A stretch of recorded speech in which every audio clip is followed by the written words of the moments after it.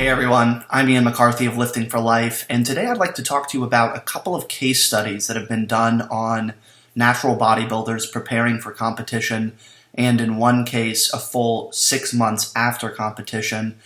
And to provide some context here, I am co-hosting a podcast with a gentleman named Jacob Scheipes, whose last name I'm sure I'm mispronouncing. Jacob, I apologize. And I'll put a link in the description box below. So far we've done 2 episodes. And in the last episode, something which came up was one of these 2 case studies, which I thought had been done by a gentleman named Peter Fitchen, and this related to the hormonal effects of contest prep. And someone commented on the video of the podcast talking about one of the case studies, and since it's been quite a while since I've looked at these, I made a point of going back and looking at them. And interestingly, it turns out that I had mixed up the case study that Peter was a part of that he did, and ultimately he was both the subject and he was on the paper, and another which was done. And I've actually written posts about both of these on Facebook, and I had the thought that it would be potentially helpful to then make a video discussing them. So, interestingly, and this was addressed in both of the case studies, their work has already been done on competitive bodybuilders, but traditionally it's been done on, this is my understanding from reading these case studies, I've not looked for this research, but research has been done on steroid-using bodybuilders, specifically looking at negative health outcomes. So it might be the case that traditionally there has been a bias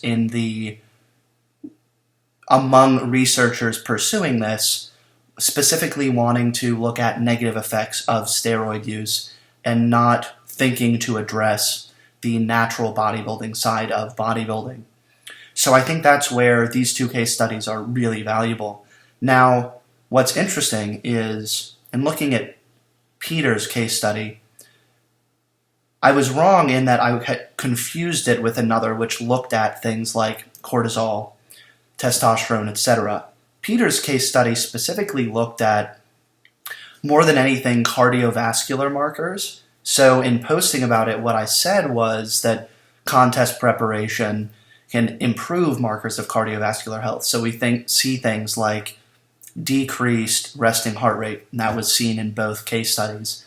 Now, which would support the conclusion that, assuming you're not using steroids, contest preparation is not wholly damaging to your health.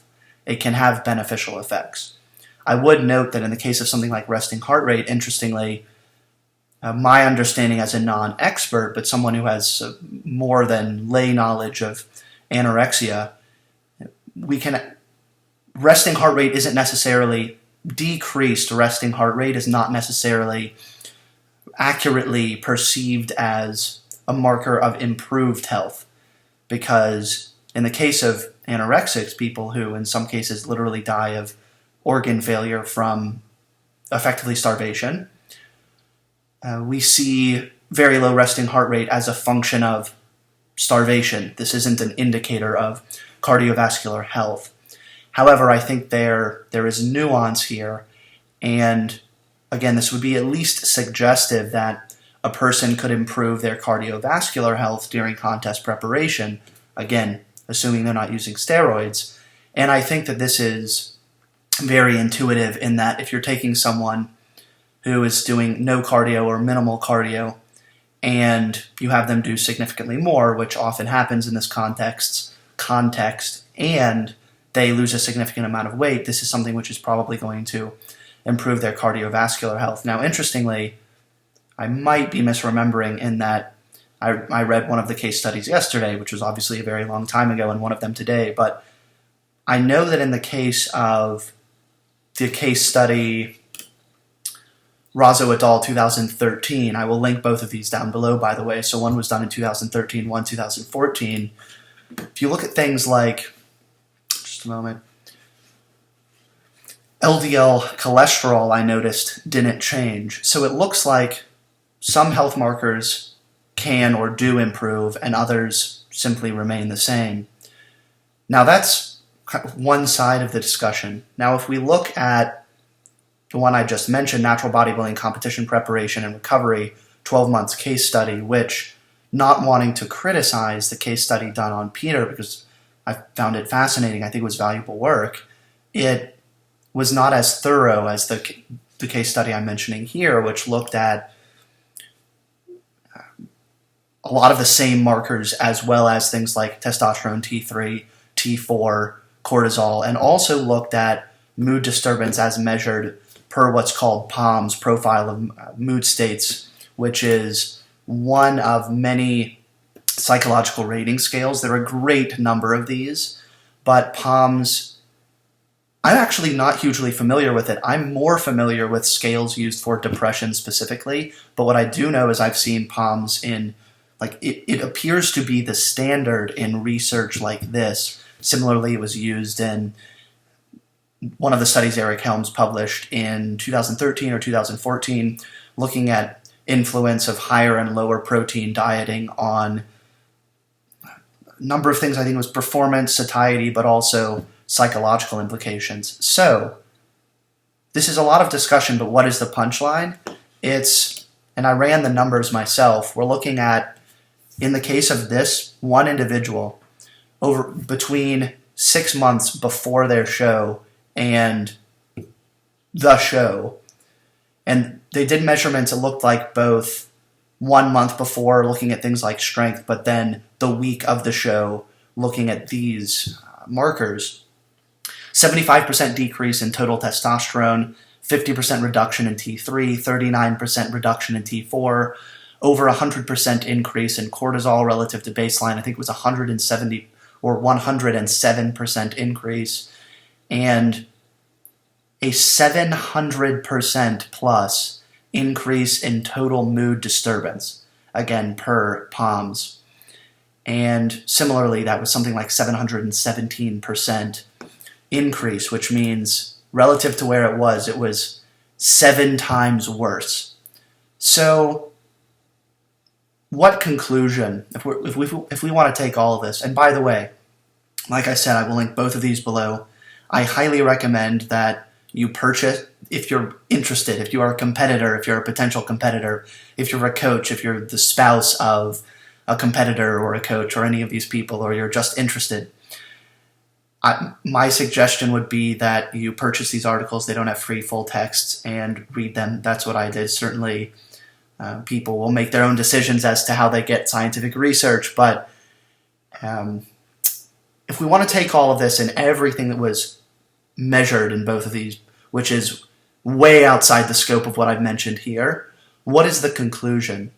So what I wrote on Facebook, and I'll read it here as I think I phrased it effectively: even if evidence-based, contest preparation is controlled starvation and shouldn't be committed to without an understanding and acceptance of its possible negative effects.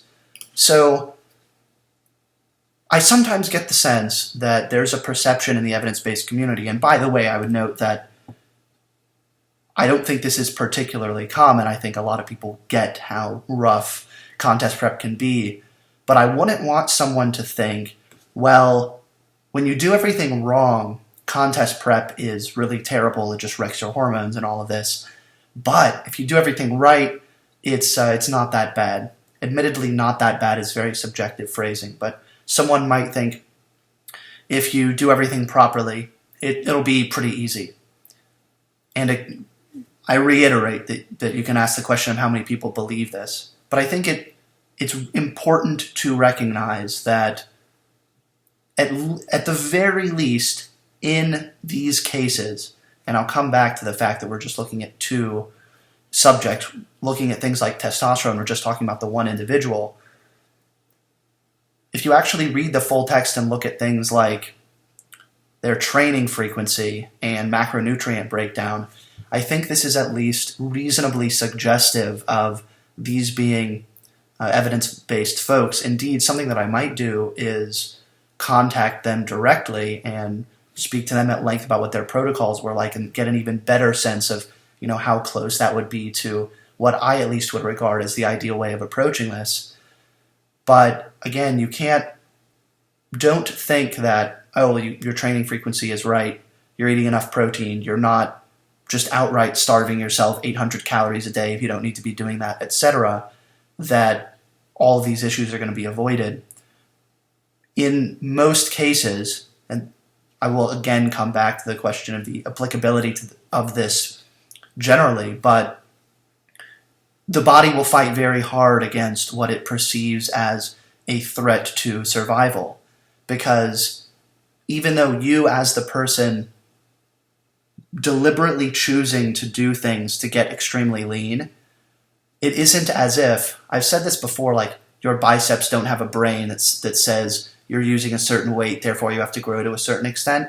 Similarly, your body doesn't have a brain in the sense that it's able to go, oh, well, this is a contest prep, so I'm not actually starving, so I'm not going to freak out, and I'm not going to think like thyroid isn't going to drop because, hey, that's actually bad. We don't want thyroid to drop. We want it to remain the same so that you're able to cut on more calories. You can be aware of that, but your body's physical response is not going to be reflective of that. And again, it's important that we be cognizant not only of the physical effects. Okay, so testosterone is dramatically lower. In this case, it actually ended up below the reference range. Thyroid is decreased by approximately 40 to 50%. Cortisol is doubled, which is indicative of that is a non-subjective measure of increased stress. And this individual was tremendously less well off psychologically at the end of a 6-month contest preparation versus at the beginning. So this isn't necessarily an argument against contest prep. Rather, this is an argument for be aware of what you're getting yourself into and don't think, hey, it's pretty much like getting in shape for the beach, but, it'll take longer. It's a very serious endeavor. And interestingly, competing is something that I have been thinking about increasingly over the past 6 months or so as my physique has improved. And this, I've always been conservative in thinking about it, but this has caused me to pause even more and think, wow, would that given I'm not the person with the genetics that would allow me to, look like Phil Heath or even definitely win a pro card or something like this, would this be worth the cost, which could be very profound? Now, in wanting to give a more balanced presentation, and I've alluded to this 2 or 3 times already, we are looking at 2 individuals. And when we look at the things like testosterone, we're looking at 1 individual. So we can't reasonably assume that this exact outcome is going to be generated for everyone else. Indeed, we can't even reasonably assume that a similar outcome is going to happen for everyone else. Indeed, I think if we just consider all of the other research done on people looking at hypertrophic responses to different training, looking at body composition outcomes relating to protein intake, etc., and look at individual subject data, which, by the way, sadly, sometimes isn't reported, and that really, really weakens the strength of scientific literature. Arguably, I can get into a whole question of how significant that is, but to put it simply, we know that people respond differently to different things. Again, whether it's protein intake, training frequency, training volume, how much they sleep, how often they train,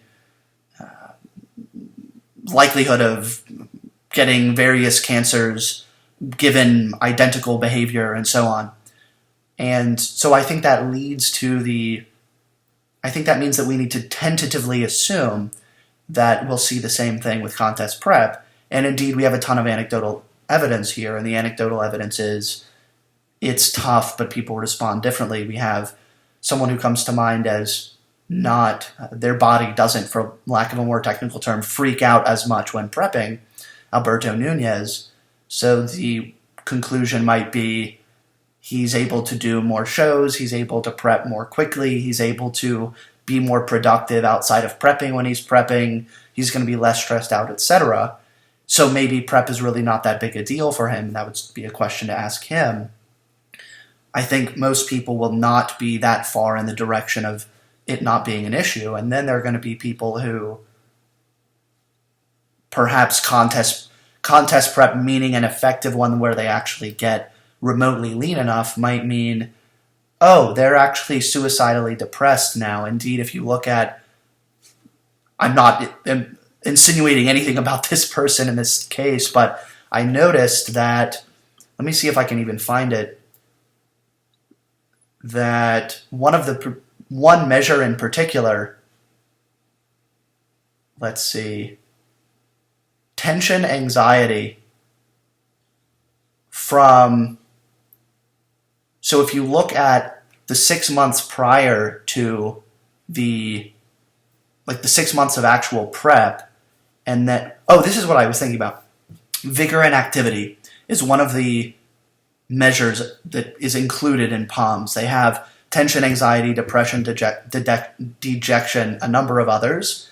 And then vigor activity is considered like the positive one, which is subtracted from the others for a total score. So vigor activity was, on average, significantly higher during the prep than after. So maybe this prep actually had the long-term negative psychological implications here. So again, we need to be cognizant of what the implications can be both during a prep and after. Once again, and this is very similar to the last few minutes of my video from last night, but you need to be aware that you are an individual and people respond differently. So this is more